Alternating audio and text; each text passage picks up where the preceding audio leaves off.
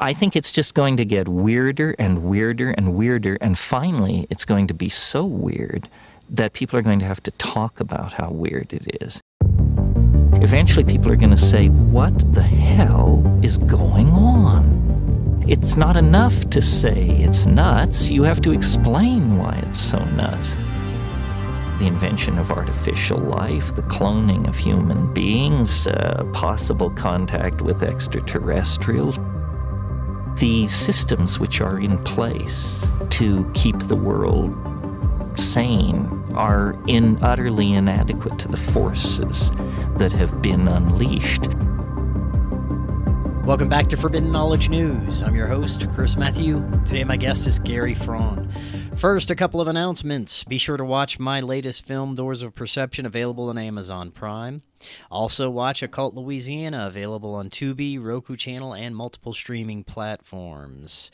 We are booking guests for August. If you have suggestions or you'd like to be a guest, email me forbiddenknowledgenews@gmail.com. Today I want to welcome Gary Fraughen. He is an author and independent researcher exploring the hidden nature of words, numbers, and occult symbolism. Gary, welcome. How you doing? I'm doing fine. How are you, more to the point? I am excellent. I'm really looking forward to our discussion. We're going to dive into your work as it relates to the modern state of our society and the psychological manipulation and occult control groups that steer our society. You've done some great research into etymology and the power of words, numbers, and symbolism, and how they've been used to control the masses for centuries, most likely. So lots to discuss. Before we get into this is your first time on. Tell us a little bit about yourself and let the audience know how they can find out more about you. Some of my interviews are on my website, which is Gary Fraughen, and that's Fraughen, and it's the English spelling for Gary, so it's one R, so garyfraughen.co.uk. You can purchase my books on there as well if people are that interested. I woke up a long time ago. I was always awake. I was always a questioning child, so I must have been a nightmare for my parents, who departed this existence when I was 17, and I think that's what's made me what I am. I'm quite a determined chap, as you would say. But yeah, I had a real wake up in 2001. And I was seeing the world very differently to other people. And it was annoying me to the fact that people weren't seeing what I was seeing. So when my parents died, I had to find a job, basically. So I got into construction, started out as a labourer, and then over the years worked my ways up to the heady heights of being a chartered surveyor with my own business, 87 people. And yeah. But there came a point where I just said to myself, in about 2005, I don't want to do this anymore. So I'd kind of convinced myself that I used to enjoy building, but I didn't realise what I was doing was promoting myself to a level of my own inability. You know, I spent the day chasing money, finding work for the crews, and getting business, and that's not what I really love to do. I like to build. So I got to the point where I was no longer enjoying it. Don't get me wrong; it's nice to drive to work in a Ferrari and have another Ferrari at the weekends to use. But all that sort of stuff is just ticking boxes. I have an adage of be careful what you own, because it ends up owning you. Yes. So I decided to shed that skin and go walk a different path. And again, a thing I penned was a beaten path is for beaten men. And then I started to beat my own path, which is a very lonely existence, but quite revealing about yourself and the world and those around you. And eventually when I got sick and tired of shouting at people saying, can't you see what I'm seeing? I sort of said, right, there's only one thing I can do, and that's plant a seed and walk away. If it germinates, it does. If it doesn't, it doesn't, and that's fine. So I thought the best way of doing it was to actually put pen to paper or mouse to screen and start writing the books. So I've just completed my 4th book, which is being proofread at the moment. That's on the Jesuits. My first book was about words. My second book was about numbers. And the third one is about the New World Order. And behind them are the Jesuits. And then there's something behind them. And that's all in book 4. So that should be out fairly soon. But yeah, I ended up doing expert witness, working in courts, if you like, as well as an expert. And I started to realise there was something very wrong with the legal industry. I don't call it a profession, I call it an industry, and it's an industry of making money for themselves. They're not lawyers, they have nothing to do with law, they have everything to do with legal. And it all starts with the legal fiction and the person and all that sort of stuff, which I worked out years ago, decades ago. And then I worked out the old understanding of position and title and entitlement as opposed to untitled. So when we get our birth certificates, we're untitled, and then when we get them, we're titled. And then you've got to break down the etymology and all this stuff, and it runs so deep. I mean, the word Mr. comes from the word mariner. It's the first and last letter of mariner, which is the lowest form of individual on a ship. So now we're into maritime admiralty law. And Mrs. doesn't mean Mrs. Mrs. means Misters. That's how it reads.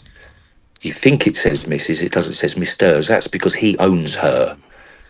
He owns her.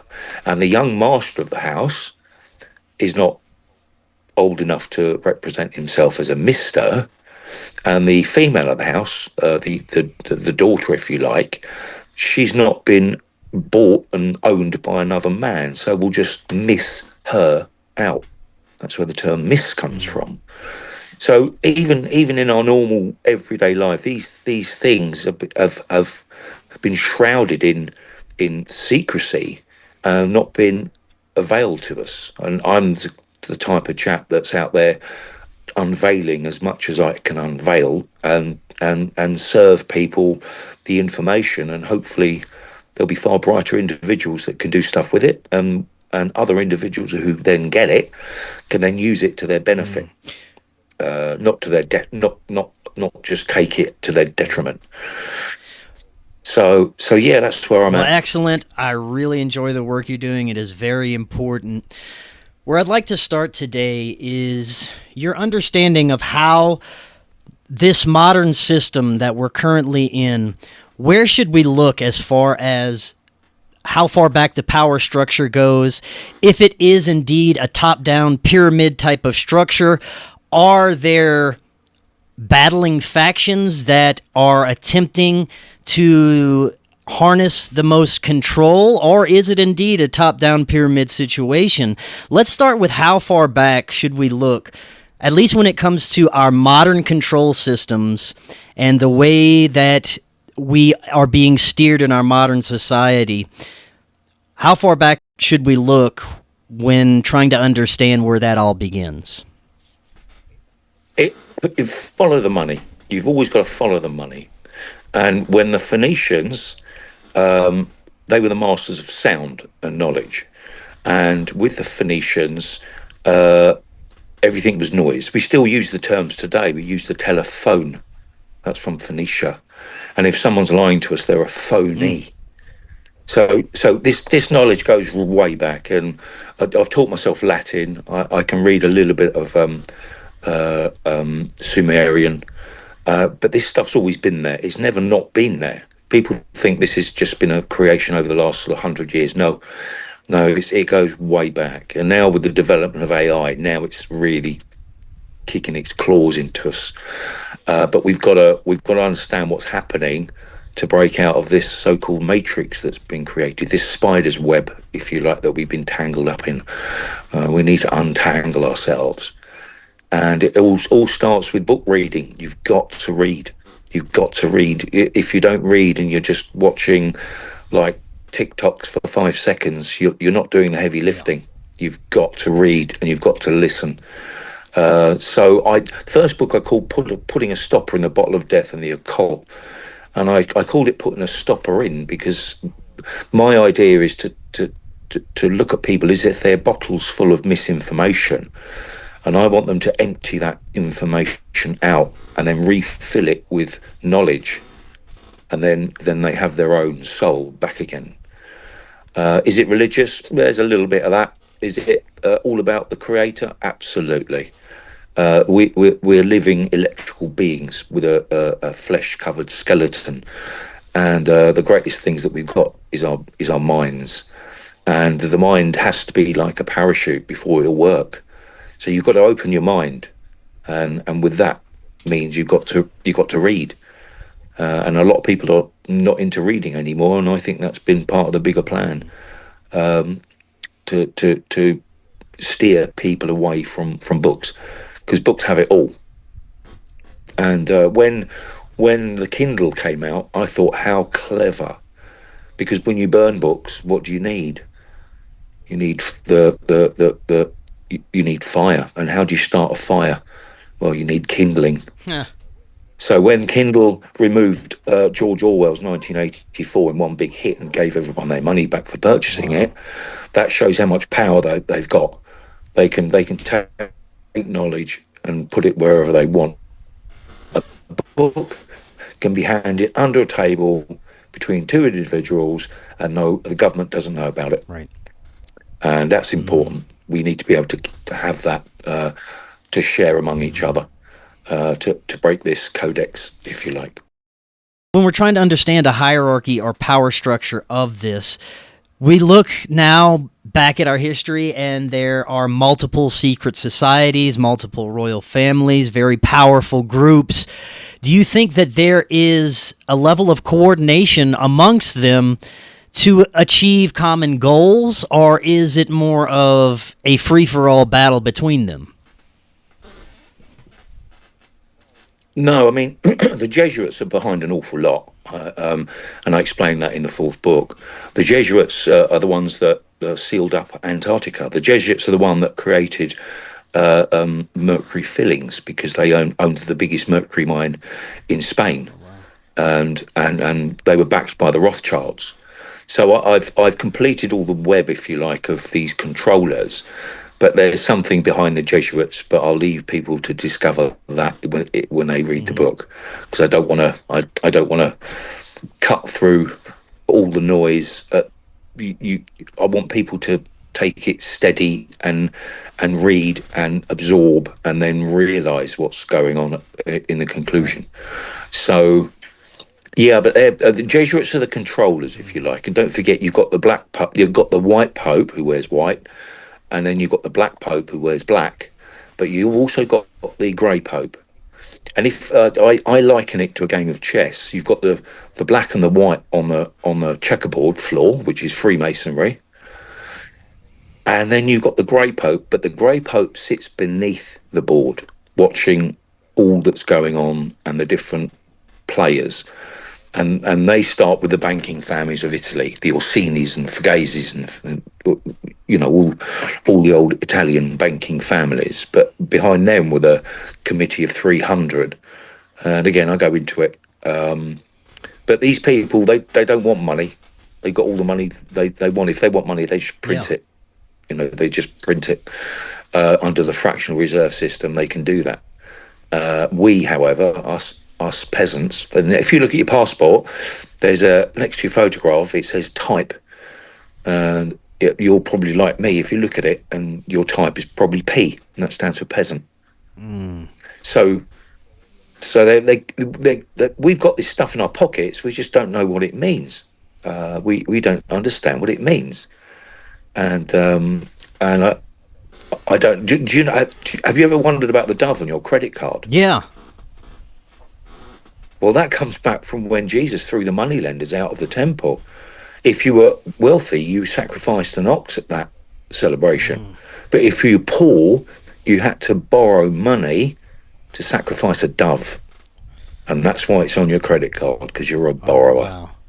Well, maybe we could take a deeper look at some of the methods of control used throughout history through, like you were saying, our spelling, commerce, now in our modern age, our clothing, our music, our movies.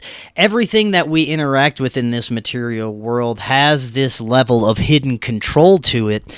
Maybe you could give us some of the most pertinent examples. Well, for many years, I was a debt slave because I worked for the system. I worked for the man. I literally worked for the man because I used to do special projects as a child surveyor out of England. And then after my awakening, I then started to question everything. And you mentioned clothing. Clothing is so important. I don't wear anything but cotton. I don't wear any high-tech material. All my wet weather jackets are cotton that they've been treated with a anti rain repellent thing, if you like. I don't wear anything that's not cotton. And then you've got to think about the clothing of the corporation. So what do you do to a slave? You put a collar on a slave, you put cuffs on a slave, and then you tie them up. So the whole dress code of corporation is slavery. And it was introduced by the Pope, who was using Czechoslovakian assassins to do the bidding of Rome, and he thought that dress code was quite nice. So he then introduced it to Italy, and it spread throughout the rest of the world. Right. So the levels at which they've done a number on us are fascinatingly deep. But when you realise what things are, I mean, another example is I won't have a Christmas tree in my house because that came from the 11th Legion that left Rome using the Janus Gate. And I'll go into Janus in a bit. I don't know if you know about Janus, but we can go into that. But when the Legion got to Germania on their way to try and attack England, the Germans put up such a fight that they destroyed the 11th Legion. And to demonstrate their warning to other legions that would make their way up through Bavaria, they cut the heads off the Roman soldiers with their helmets still on and hung them from trees. And that German tradition carried on, and that's why the Christmas tree was always in German homes. Wow. And it wasn't until Albert married Queen Victoria, he took that German tradition to England and the royal family, and then the royal family, and then everyone in England wanted a Christmas tree, and then everyone in America wanted a Christmas tree. But they don't know what that actually means. It's the demonstration of the powers that be lost control and they lost their heads. Oh, wow. So this stuff runs really, really deep. Really. Well, earlier deep. you were saying that this is a spiritual war in a sense, and it is all about the Creator. You mentioned Janus earlier. I have heard very little bits about this and the spiritual practices behind this, but maybe you could talk a little bit about their spiritual beliefs and what's really behind the symbolism. Well, I was actually born on Janus Day, which is in January, and it was Rome's two-faced god of understanding. So those in the know were one face, and those who didn't know were the other face. And that god was the god of the reset, if you like. And that sounds pretty mad because of what's going on at the moment and with us.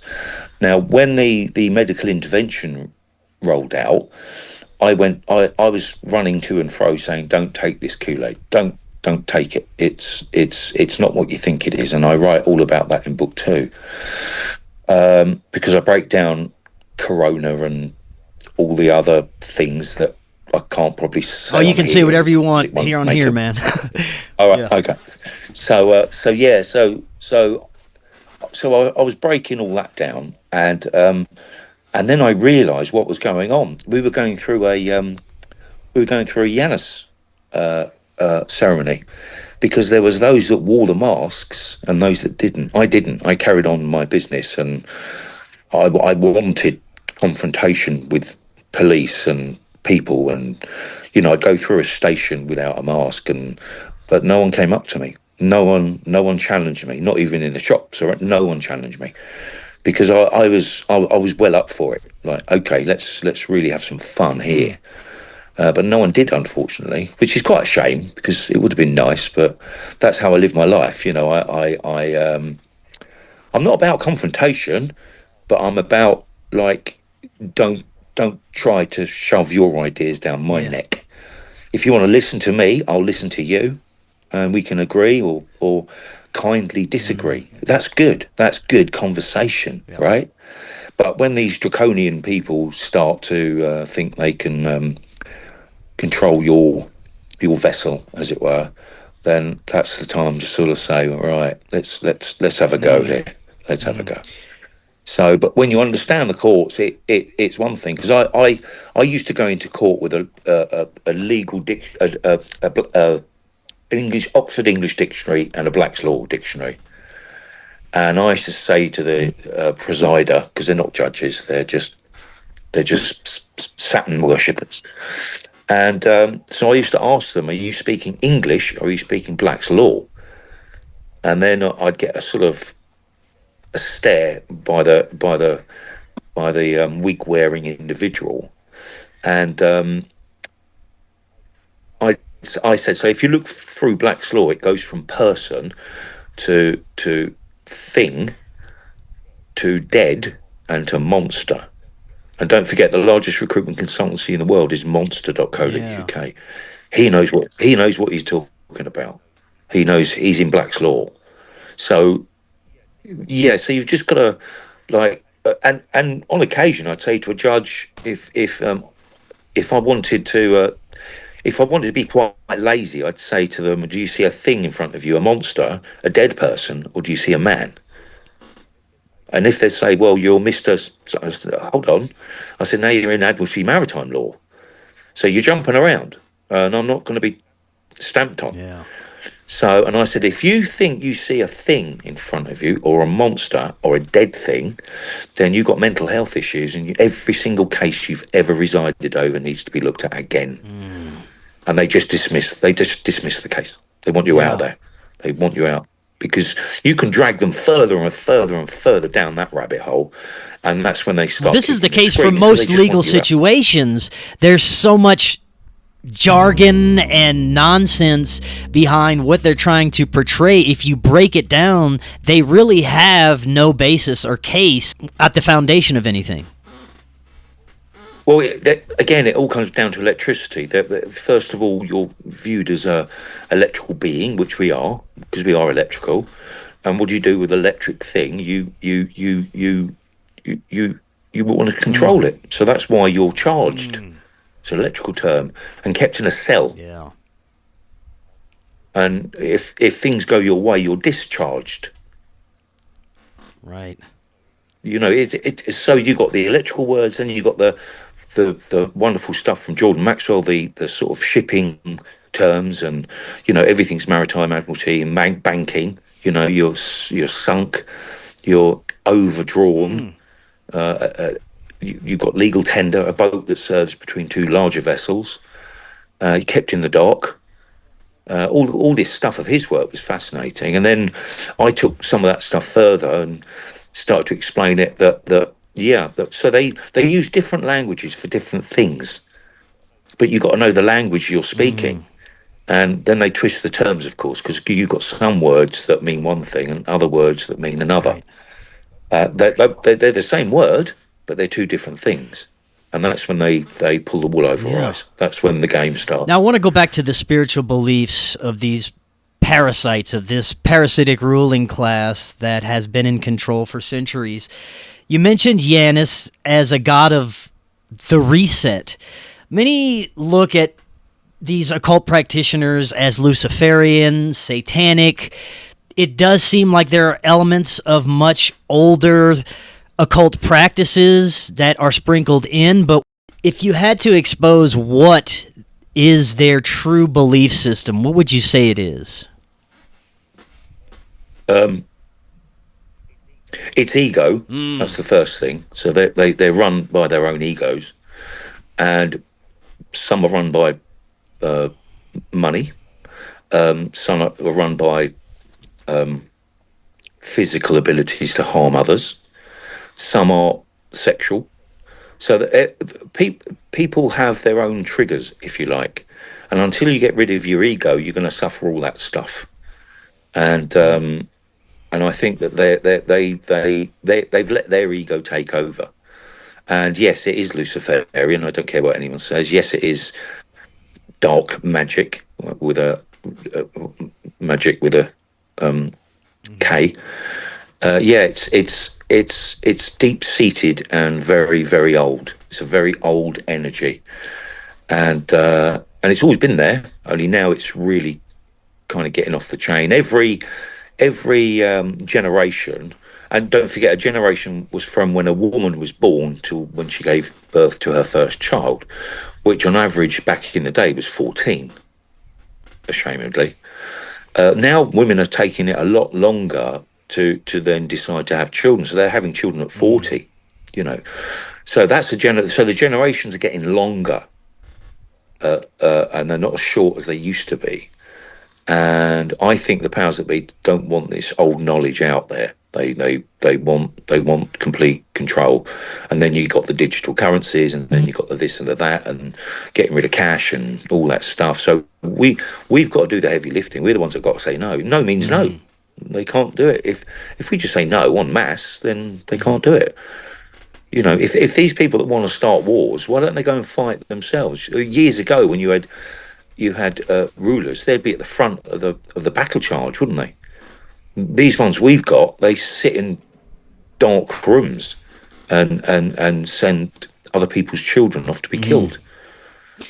So you've also got to look at the ancient cultures of the we unfortunately called savages. You've got the American Indians, and you've got the Aboriginals. That's not Aborigine, it's Aboriginals. That anyone that ruled in their groups, the first thing was done is the poorest man in the village was viewed by his standard how well that chief was doing. So you very rarely had homeless people. So that was a thing that didn't happen. And when you became one of the chiefs, there's one thing you had to do. You had to give all your belongings away to the village. You'd always be looked after. You'd always be kept warm in old age. But from that day on, you could never own anything. You weren't allowed to. And I don't see many politicians doing that, do you? Huh. So it's on its head right now. But that's what we need to do. We need to have, I call them misleaders, this bunch that we got at the moment, not leaders. And we need to get rid of all of them, get rid of every single one of them, and have individuals that in the UK we have a building called Parliament, and inside we have the Commons, and it's supposed to be filled with commoners. Well, there's no commoners in there. And then you've got to look at the word Parliament in England. Parley is what pirates used to do but didn't want to fight. And ament is an old Hebrew word for lying. Parliament means talking lies. So they tell us this stuff. You've just got to know the language that they're trading in. But we're waking up. Loads of us are waking up. And I love conversation, because people will always reveal something to me that I go, didn't know that. What are your thoughts on this, revelation of the method, the possibility that they are, in a sense, revealing things, showing things to the masses that they're doing, either for karmic reasons or because it works with whatever ritualistic magic that they're doing? Why do you think there is this level of predictive programming and revelation that has been occurring, especially over the past few years? Yeah, well, they have to tell us, because they believe, it's their karma code. They believe that they've told us, and we've acquiesced. So yeah, it's down to us. It's our fault, and in effect, it is, because we're not doing the heavy lifting. We're not doing the stuff they do. Mostly because we've got day jobs. They haven't got day jobs because they don't need to work, and they're just bored. I think they're just bored. But there are some serious problems in creativity right now, and we've got to stand up en masse and just say no. We're not doing it. We're not doing it. You know, you can be a little bit of a rebel, or you can be a big one. I just happen to be a big one because I don't lean on people. I lift people, and I'll stand up for people that have trouble standing up, because that's what we should be doing, right? But there is a spiritual element to this, all of this, and I do believe. I don't believe in a big grey-haired man in the sky, because that's kind of where I'd be if I was in a hot air balloon. But I do believe in a creator, without doubt. You can't look at these fantastic bodies that we have and how they work and operate and repair and what they can do. You've got to say something's got to have created this peaceably, right? You know. Let's look at what we've been exposed to through our entertainment and music, television, and now social media. It's been a steady reprogramming of the human condition for a very long time. Now it's to the point where it's extremely concerning. The creative levels are being hindered by artificial intelligence. Negativity that we interact with online, the things that we get drug into that we would never be exposed to if we were just living normal lives, it's causing detrimental effects on society, and it's only getting stronger. These AI programs are getting smarter and growing. What do you think is the end goal intention of this rapidly developing technology and the control they have over us? Well, I don't call it entertainment. I haven't got a TV. I call it entertainment, because that's what it does. So yeah, I've got a smartphone. Yes, I've got a computer. Yes, but these are tools, and I recognise them as tools. But I play off these chat GTP and Copilot, and I trade them all off against each other, and I tie them up in knots, because I slowly I start out being really friendly, and they're friendly, but there's one thing with all these systems you can use, and the term is, can we keep this literal? That's the term you've got to type in. Can we keep this literal? And keep saying that, and then you'll really squeeze out what's really going on. And I've had some really interesting, I'd call them conversations, but I think these conversations are quite malevolent. I think their intention is to almost befriend humanity, but at the same time they're gathering data. And when I had some conversations about my work, I kept getting back, oh, we find that really interesting. So it's kind of stroking your ego, but at the same time, it's like it used the word. This was chat. It used the word we, and I felt very uncomfortable with that, because it wasn't a one-to-one. And then I asked where its computer was, and it basically explained it has to be kept cold. So all these data centers are kept in very cold places, Norway and Canada and all that sort of thing, so they don't have to use up a huge amount of energy. And there's a lot of interesting things about temperature, because everything with electrics or electrical things, they don't like heat. They hate heat. They like the cold. And if you think about growing mushrooms, they have to be grown at body temperature. A baby will best grow at body temperature. Everything is about body temperature with living things, and with plants. Nothing is good at growing in the cold or the extreme heat. Everything is around the human body temperature. And I think there's something in that. I think there's something very, very wrong with anything electrical that likes the cold. Well, if you look at the corporate logos and the occult symbolism intertwined in all of our technological systems and the way that they are portrayed to the public, they have some sort of occult symbolism in their logo, or the name of the company itself is some Greek god or ancient deity.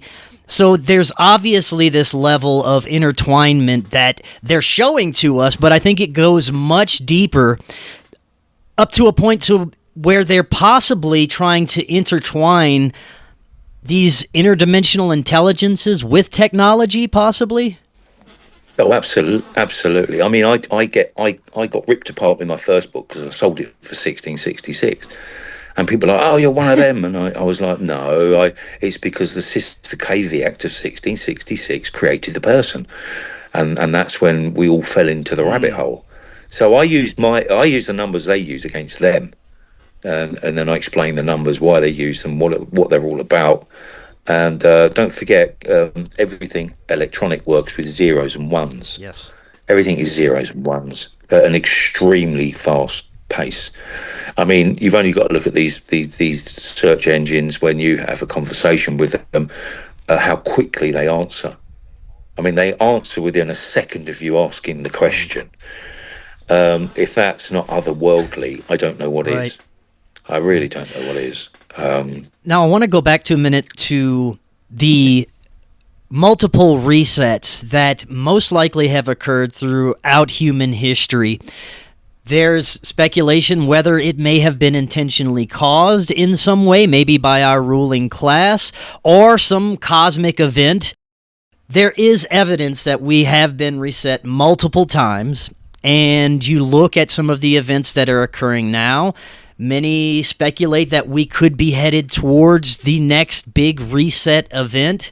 And there's also speculation that once humans as a whole start to wake up and become aware that they've been enslaved, that they're under the control of this parasitic ruling class, once they start to get too big for their britches and become too aware, this may be when this reset activity occurs. Well, I mean, I don't live in fear. I just don't care. I don't care. It's about educating the little ones. It's about educating them and making sure they can stand on their own 2 feet. Then that's your job done. All the other stuff I don't worry about. I don't care. You know, I'd even argue with you that there are so many idiots. We need a lot more meteorites. You know, I can't argue that. It's like. Yeah, you can't. You see people doing what they're doing, and some of them are just mind-bendingly dead. And I've noticed over the last 2 years, people are acting very strangely. People are starting to act very like people just standing there looking up at the sky. And I had an interesting one a month ago. I pulled into a petrol station. I won't tell you which one it was, but other products are available. And this guy pulled into the petrol pump in front of me. There was only 2 pumps offering diesel, and I've got a big off-road diesel thing that's got no electronics in it. I've ripped them all out. So I thought, all right, okay, you got to pump before me, all well and good. And he shut the door and went into the gas station, as you call it. And anyway, I sort of sat there thinking he's probably got a fuel card or something. He's to purchase to come out and get fuel.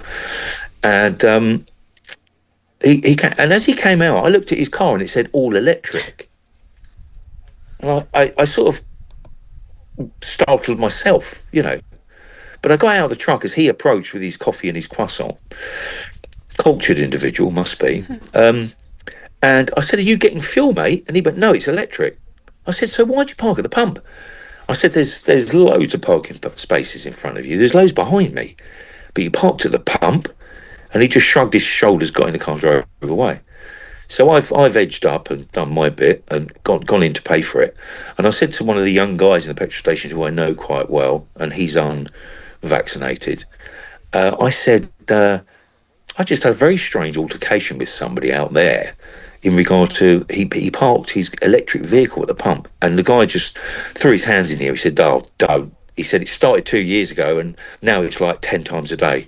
He said, "These people are like, they're on autopilot. They've had a petrol car or a diesel car before, so they just park their electric vehicle in front of the pump and then do their shopping and then leave."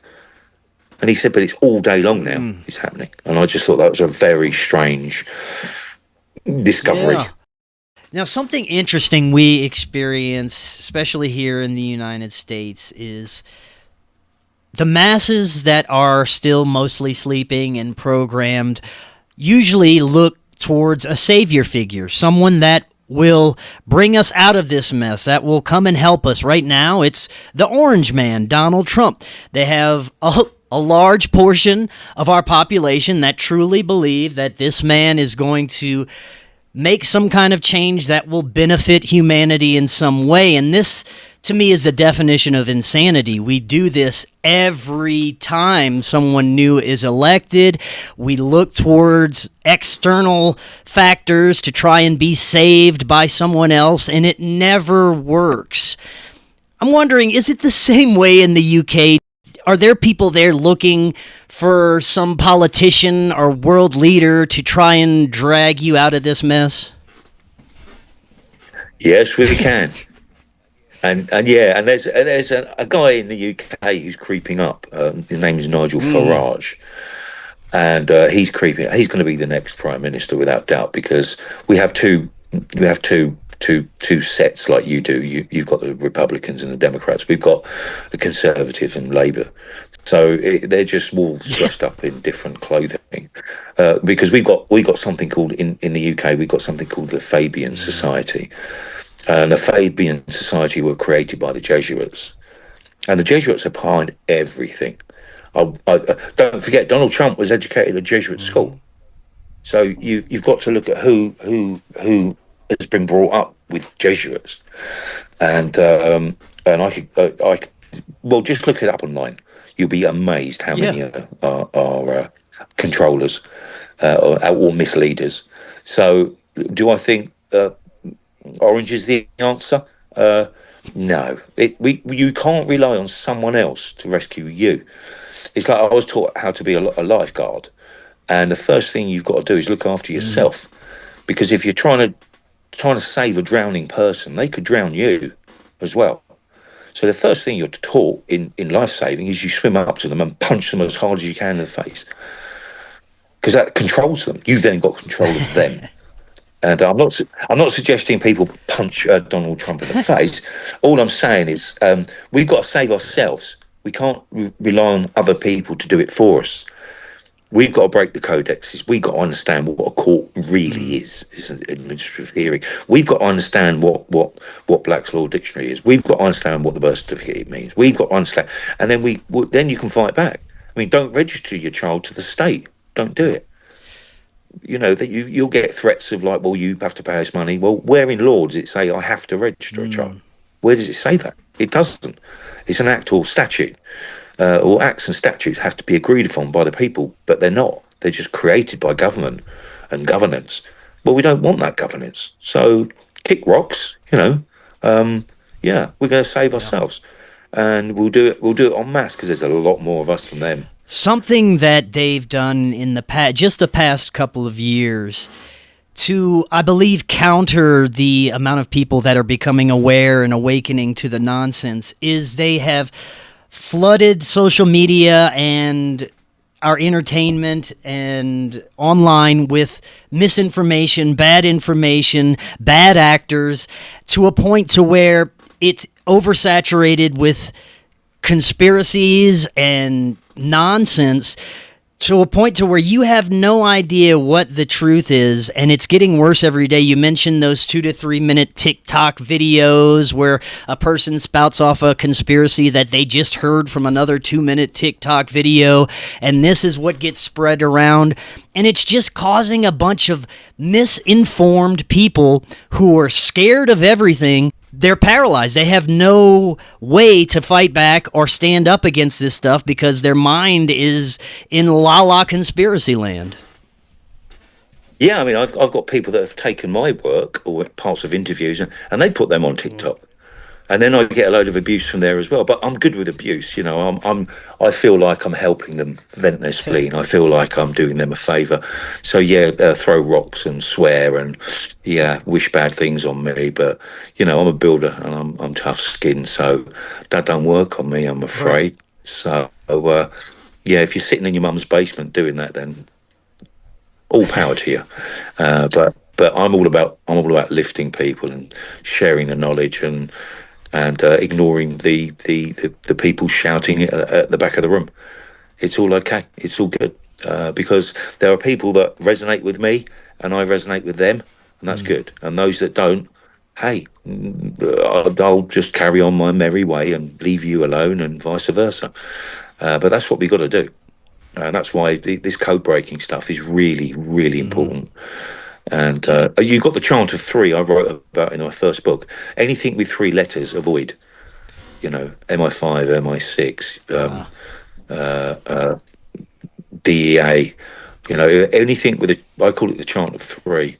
Anything with 3 is usually not too Maybe good. we can get a little bit more into these numbers that you just mentioned, how people can become aware of them, and where they tend to show up most.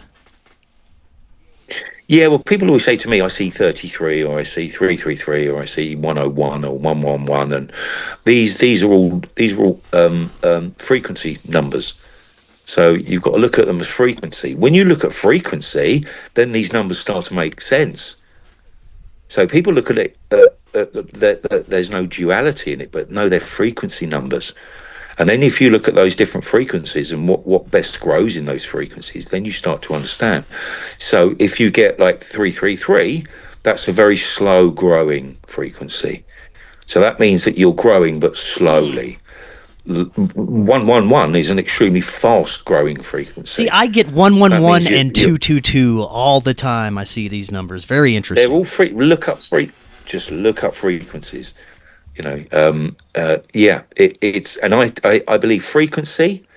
You've got 3, 6, and 9. They're old Tesla numbers, but frequency is everything, and frequency and temperature, I think, are everything. So, because we're living beings, so we are of a temperature and we are of a frequency, and all this hidden knowledge is slowly coming out. So I'm writing all about that in the 5th book, which is again is nearly sort of 3 months off. So I'm linking frequency with temperature with growing. And then what frequencies are very bad. And you've got the augmented 4th. I don't know, you know about in music. Yeah. They call it the devil's chord, if everyone wants to look that up. And plants just stop growing if they hear that. They just immediately stop growing. And this is widely used throughout our music industry. Yeah. Very interesting. Yeah, if you that music out of Eyes Wide Shut, that's using the augmented 4th, the bit when the ceremony's going on, and it makes you feel very uncomfortable as a human. It's uncomfortable to the human ear, but they use this stuff, in music, yes. You've just so when they're showing certain numbers, say on a news report about COVID, and they have 33 thrown in there, this is an attempt to get you to match that frequency.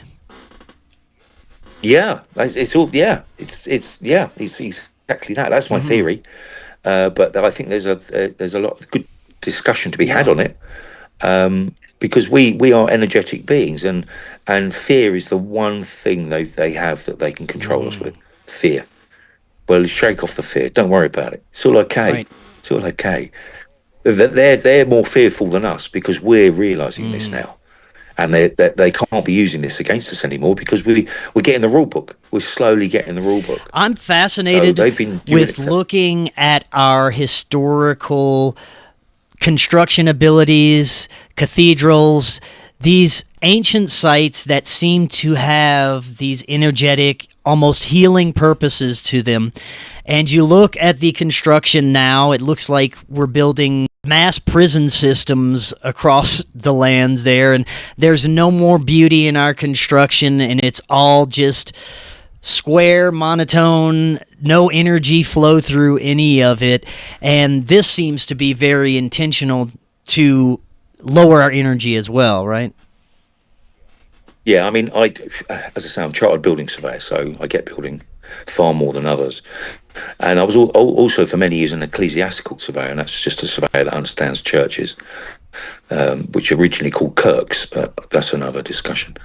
But when I did my training, I went to Rome, and all the reasons that I was given, I now realise were falsehoods. The reason why the floors in a crypt of a church are concave is because the devil has no ankles and can only walk on a flat floor, which is why the pews are designed in such a way that if they're all knocked over, the devil cannot enter. and all these stories of why they designed these buildings as I mean, I've got thousands of them. I'll probably write another book about that on its own.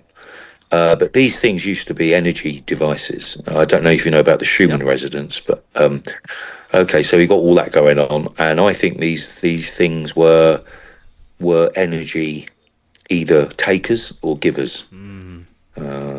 That's what I think they were, because you've got the whole Tartaria discussion, then you've got the sort of frequency windows that exist. I think something else used to sit inside those. It wasn't just stained glass.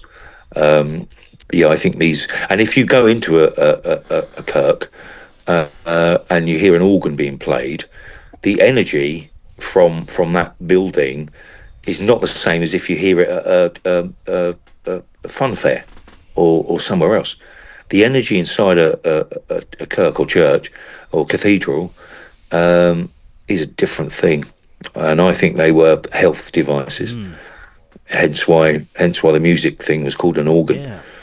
It was an organ solver and maybe rebuilder. But there's information out there. I'm off to see someone in about 3 months in another country who's got a lot of documentation that I know, with the discussions I had, are not only interesting, they're actually mind-blowing. So watch this space. Yeah. Now, when we're talking about our modern construction methods, say we're building a school and the school just looks awful, it looks like a prison, what kind of negative effects would that have as opposed to something with, say, sacred geometry? Well, exactly right. I mean, look at the old Volvo advert. They're boxy, but they're good. Well, good's one thing, but they need to be energetically inspiring. And I've signed off buildings that are just dull as dishwater, and I know that the component is going to fail within 30 years.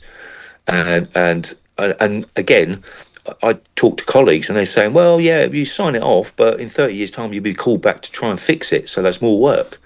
And I'm just shaking my head I'd rather build something that's there for hundreds of years, and I could put my stamp on that and say, I was part of that, rather than something that is going to fail. And I know it's going to fail, but I can sign it off at the moment because it's watertight.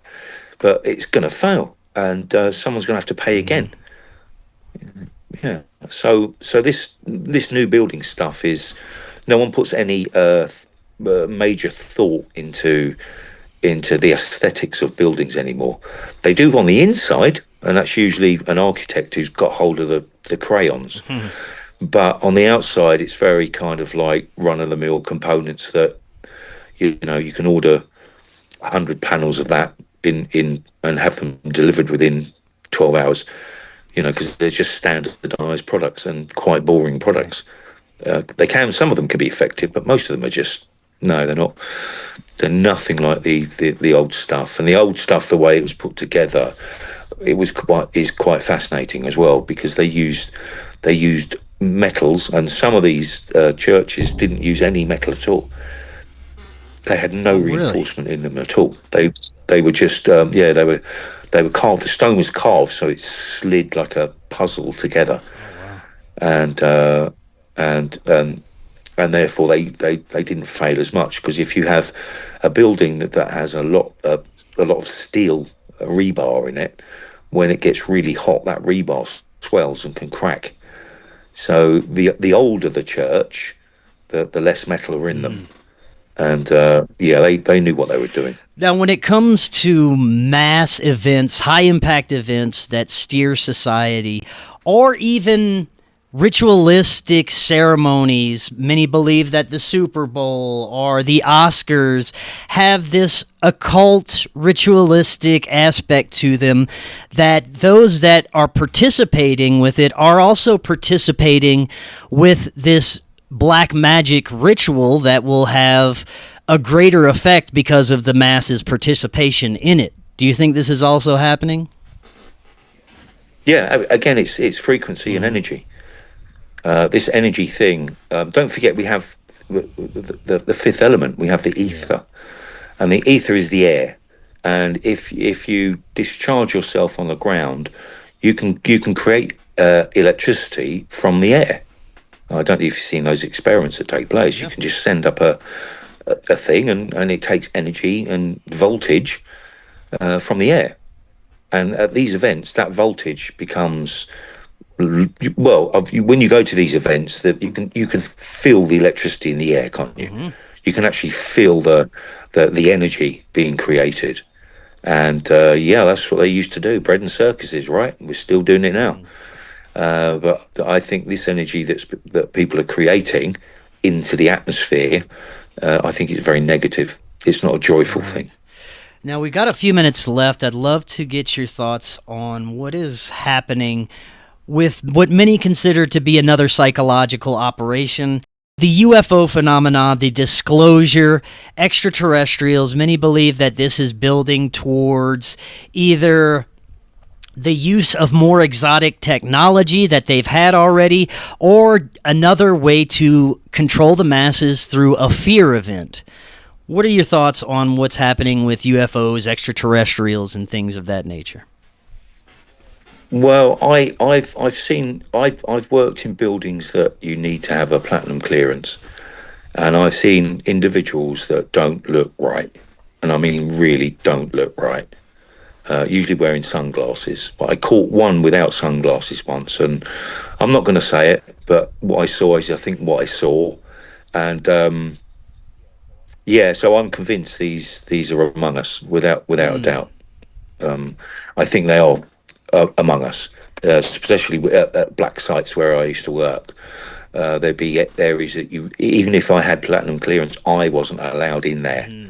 Do you think that the ruling class may be in cahoots with something non-human and has been for a very long time? Yeah, I think so. I mean, because I'm O recessed neg, so under Darwin's theory, I don't exist, and I've got all the O recessed neg aspects. I've got two different colour eyes. I've got the extra vertebrae in my spine, and I repair extremely quickly. So yeah, and a lot of these bloodline families are O recessed neg. I hate to say it, but I'm of their blood and they're of mine. Only I hope I'm doing the right thing. Hey, same here. I got that too. Okay. Yeah. So yeah, and it's interesting that a lot of O recessed neg people in the UK are going missing when they go to hospital, and don't forget we can give blood to anyone else, but we can't take their blood. It has to be another O recessed neg person.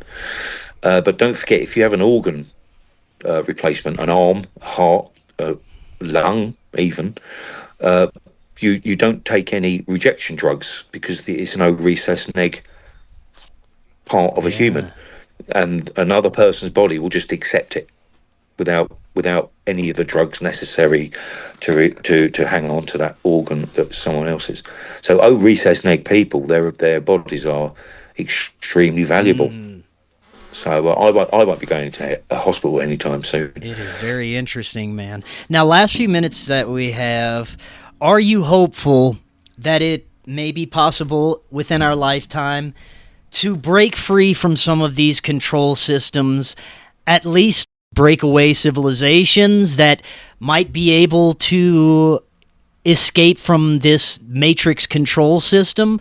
Or do you see that it's inevitable that this system is going to absorb everything and we just have to do the best we can?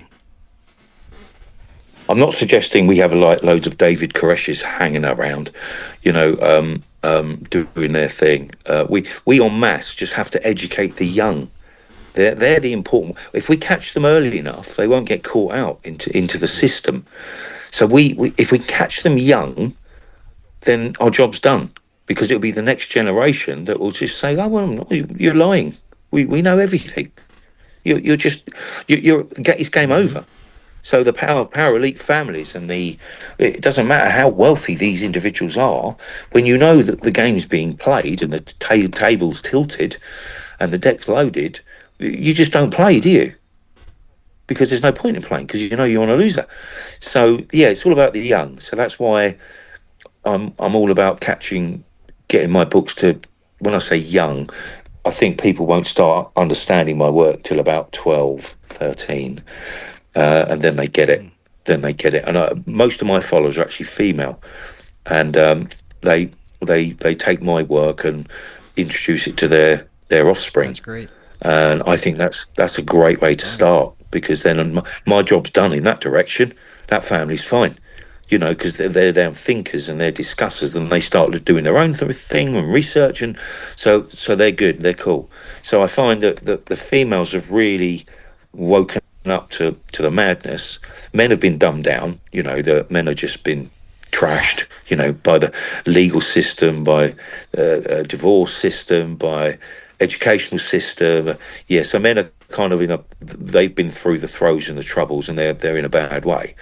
But they're starting on the women now, and I don't like that. You can have a go at me if you want, but you won't win. But you start having a go at a female, then no, I'm an old school, old-fashioned man that says enough.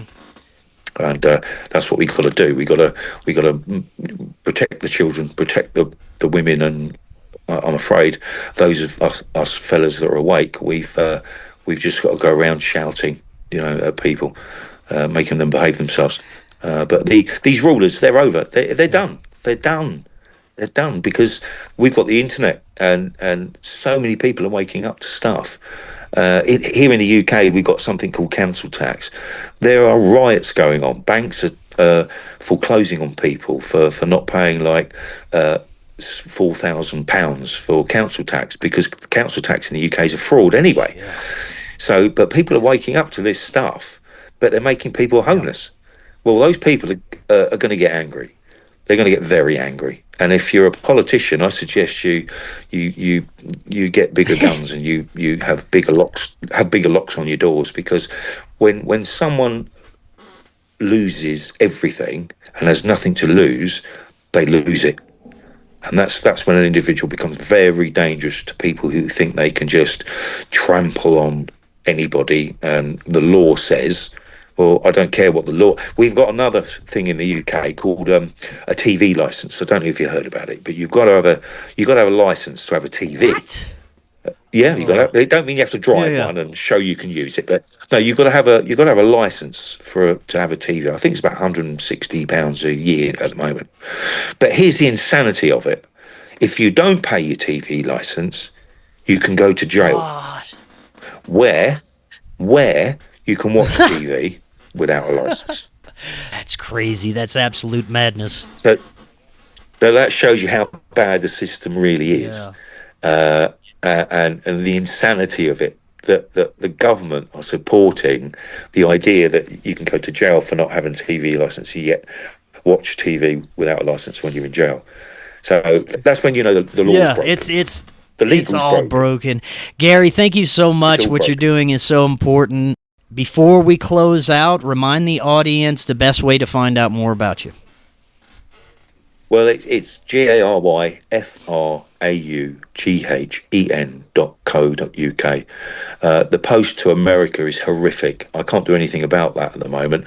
I'm trying to keep the books quite small, because heavy books go from a large letter to a small parcel, and I can't justify asking people to pay that sort of postage. I find it quite shameful that some of the posts that people are having to suffer at the moment is bad enough. I was going to put it on a PDF and send it out there, but like I said, PDFs can be changed, and all that electronic stuff can be changed, and so I prefer a book in someone's hands, and I personalise them. If people, there's a little comments box that I've got. If people want to add a comment, if you want me to, don't forget, I don't sign things anymore. I autograph things. So if people want me to autograph them, I'll happily do so. But just have fun with them, And occasionally I put extra books in with people. So sometimes someone will order like 3 books, and I'll give them 6, so they can sit down with a partner and read together. Because I like that idea where you can go through a book with your loved one and read it line by line, and realise the lies between the lines. Yeah. So we've got this. We've got this. Don't live in fear. Shake it off. Shake it off. That's where they want you. Shake it off. Smell the flowers. Walk on the beach. That's it. Pat a dog. Just be kind. Just be I kind. love it. Gary, thank you so much. Your work is very important. Love to have you back on in the future. There's a lot more we can get into. Yeah. Until next time, yeah. everyone, have an excellent evening. We'll talk again tomorrow. We'll see y'all then.